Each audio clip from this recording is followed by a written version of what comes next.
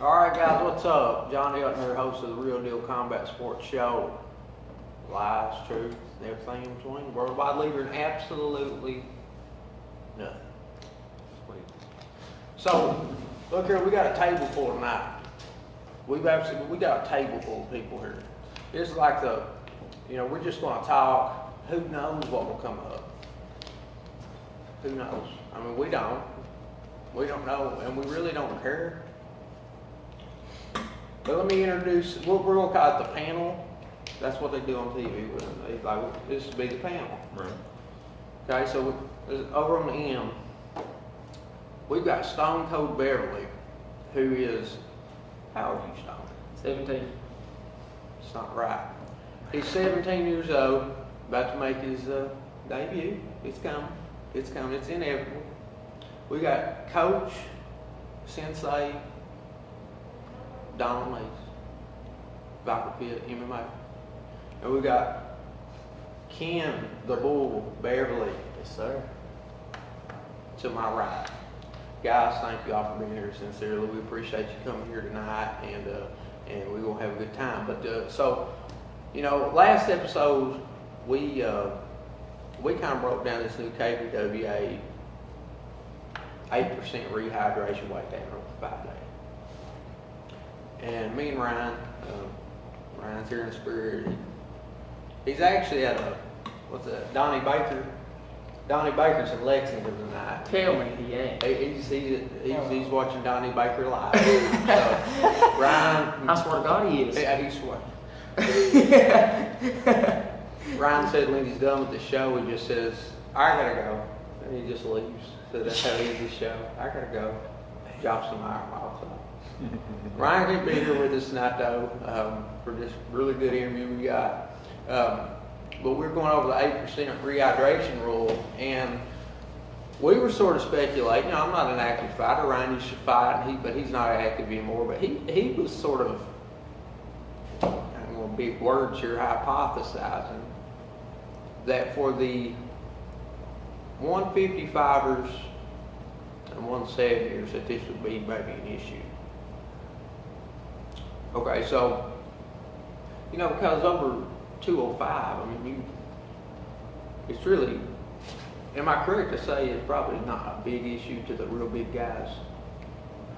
Probably not really to the big guys, but to the lighter fighters, it's going to make a big difference. What's going to do, I think, is it's going to take these big fighters, and they're not going to be so keen to try to use weight cutting, as part of their martial art. And I think that it's going to make the game more pure, because then instead of having guys that show up that you've got one guy that's maybe he's rehydrated really well, and so give me your scenario. So let's say, okay, you got fighter A over here. So say we're at 155, right? And we got fighter A over here who walks around at, let's say, walking on 180 pounds. And he cuts all the way down to 155, and then you got fighter B over here who walks around at 161. Right. And he's solid at 161. Right. How do you see that? What? Am I far off here to say that you're going to see a lot less of that happening? Oh, absolutely. Not at first. And do you see that as sort of is that a good thing coming out of this rule? Absolutely. Okay. Like I said, you're not going to see a real positive thing, I think, at first, because you're still going to have the same guys trying to cut the same weight, right, and then come back in there. But what this rule does is that 2 hours before the fight, you'll both weigh in at the same weight, regardless. And there'll be 2 men in there that step into the cage, equal, same weight. 8% or below. 8% of what they're weighing. Yeah. So it's gonna level the playing field. Well, I think that if I was especially if I were a pro fighter. Here it is. If I were a pro fighter,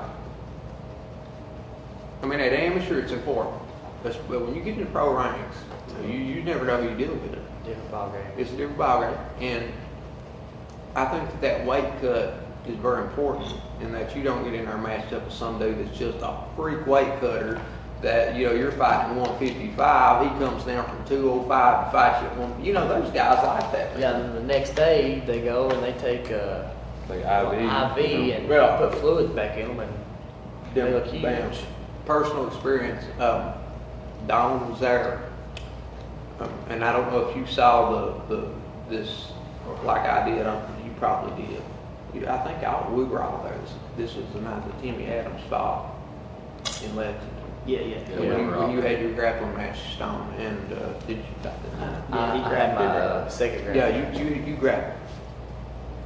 So Timmy, tough as nails. I mean, you know, Timmy Adams, man, he's tough as nails. Old dog's a workout. So he goes out and walks in the cage with a boy that absolutely looked like he had transformed from the night before to the next day. That's how I saw it. The guy, when he weighed in, I said, well, good deal. This will be, you know, not an easy fight, but it'll be good. Timmy should do it. He should be okay. The guy puts on so much weight from weigh-ins to fight night, it was unreal to me. And his color changed. I mean, he just looked like a new human being, you know. And to step up there in the cage against Timmy that night, and I really felt that. I think it shocked Timmy. I think Timmy saw that was like, you know, wow, you know. I think it's sort of, I don't know, that's just me speculating. Truth lies or green in between. I mean, we're just talking, but that's kind of how I see it. So Stone, you know, you had made the calculation for the 135. I hadn't got that far. I did from 145 up to like 205. And you know, after 205, it's kind of, there's really not anything established. Am I correct? Like for 265ers. Those guys, anything over 265 is super heavyweight. That's just- those guys are just going to fight. That's just a different league. It's sort of a different league. But so your math on the 135 is what? 8% of 135 is 10.8 pounds. So 10.8 pounds. 145.8 will be the weight you will not be able to go over. Okay. Well, Todd says to round it down, so it'd be 146. So you're going to round down. Yeah, That's so- the rule. We're yeah. wondering about that. Okay. That's interesting. Okay. And there is no like 1 or 2 pounds in you go kind of deal supposed to go on there. That's a you round down and that's it. Yeah. Yeah. According to what I was told by Todd says that, you know, that the first time if they come in, if they're a pound overweight, you know, during the 2-hour weigh-in, they get a warning. And then it'll be up to the other guy whether or not they want to take the fight. Now the second time, they'll be suspended. So there are ramifications. They're kind of laying down the new law. Yeah, and I think, I'm not 100% positive, but I'm pretty sure he said something about like the third time that they would not be allowed to fight in that weight class anymore. So that's huge. Let me ask you this, and this is just something I'm just curious about. I have not a clue. Any reason you all been fighting? I cornered a dude the other night. That's the first time I've been in the corner for an MMA fight in several years. But any certain events or any fights in particular, do you all know anything that maybe stemmed this to happen? Oh. Do you? Because I'm completely out of the loop on this. You know, I'm not saying nothing towards any people, but there are Yeah, I mean, guys. you don't have to say names. You know, Was there a certain situation that went on? There's one big one, but there's a couple. But a guy will cut, like you said, from 180 to 155, and then the next day be back up at 180, and the other guy be around 165. Okay. Back up. Okay. So there's kind of some stuff pushing the KBWA to do this. Okay. So I didn't know, and Stone's he's got the answer. Well, also from my understanding too is that the KBWA are going by regulations that are now being introduced into the bigger fighter organizations like UFC and Bellator Right. and stuff because of cards being torn apart during weigh-ins. And it may not be a huge thing to local guys to lose a couple guys, but if you're UFC and you're Bellator, and you've got this guy that misses weight and this other guy can't fight, you just lost a lot of fans, Yeah. that's going to be on watching that card. Well, I think that, and again, this is just my prediction last, we did our episode 4, we actually filmed it yesterday, and yesterday I made the prediction that 2017 MMA in Kentucky is going to be sort of a rough year. Just for like promoters, for shows. I feel that your big ticket sellers, okay, let's just say a big ticket seller gets knocked off of a card, and you've had, say you sold half the crowd, and come fight night, buddy, you're off weight, you gained back too much, and you're off the card. That's a problem.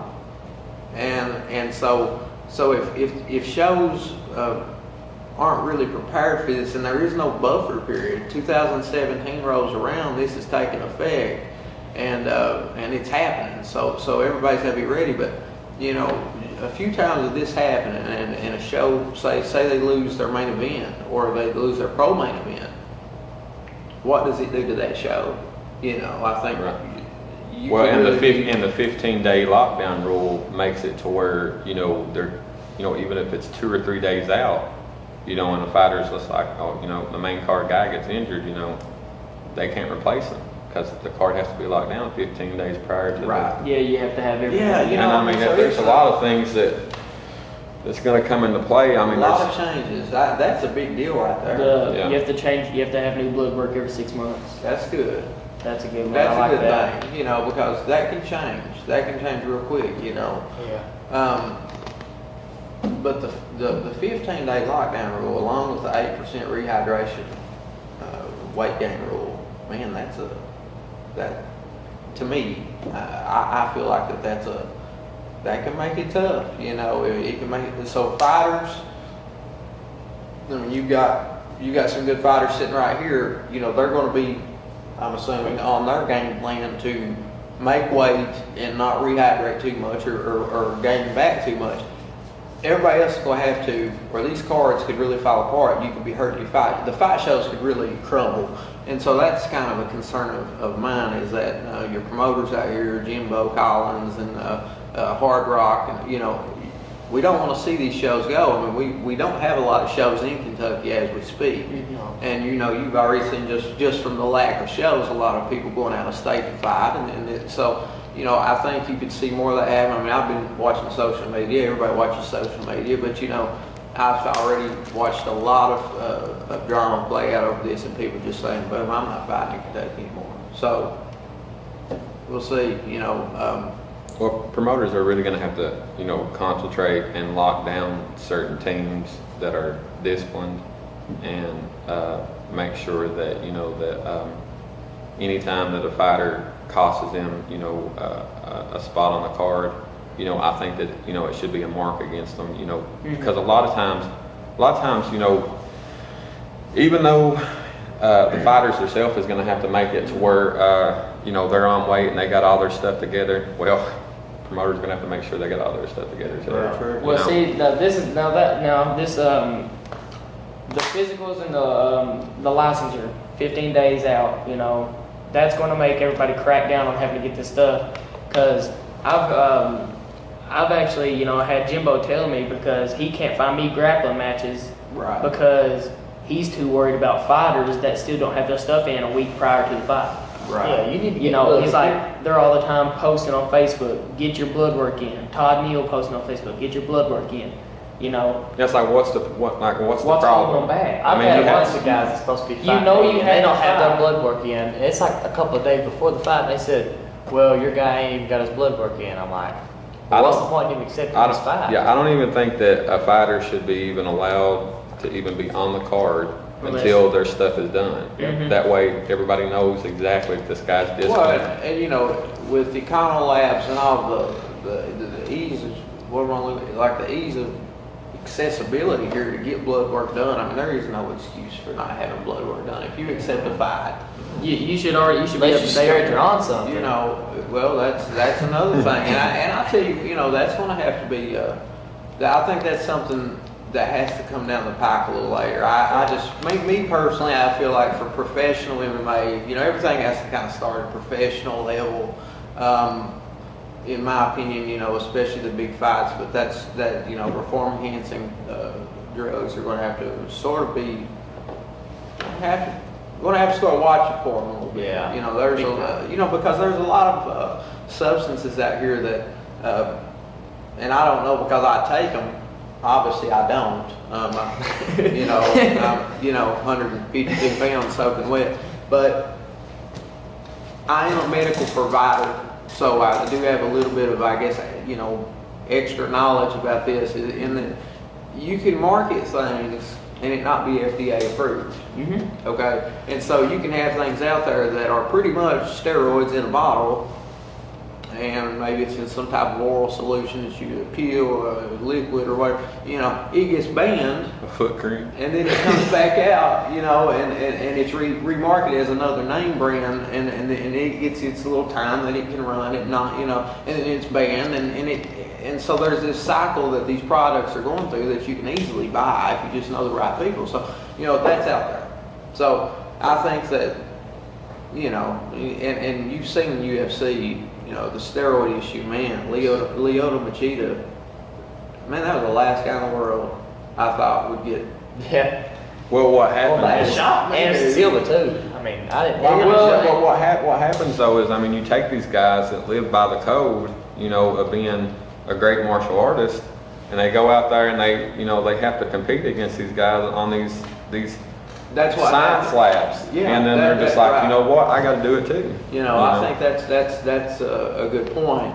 You know, it's like in Anderson Silva's case. You know, I think kind of on Anderson, man, give the guy a little bit of a break there. I mean, he came off a vicious broken leg, and like Yeah. if that was part of his See, that's why I was wondering, recovery. because I didn't know. I was thinking, I was like, well, how in the world could this guy be on star? He don't look nothing like. Well, see, you know, that's- he It's don't not look like he was because obviously doing he's it like for a regular built guy. Yeah, he's just. I think it was more to help bone growth because Yeah, but testosterone helps bone growth. That's just Brock science. Lesnar was a whole different story. That's a different level. Yeah. But anyway, you know, so I think, you know, UFC, man, Machida, like I said, it shocked me that Machida got, I think, like an 18 minute. I didn't see that coming. Machida's always seemed like he had that real strong karate background, and those karate roots that are very deep in Japan. I mean, that's like a big deal, you know, just to have that honor, that family pride and honor, especially carrying that from his dad. You know, I didn't see that coming, but you know, you never do. I was shocked.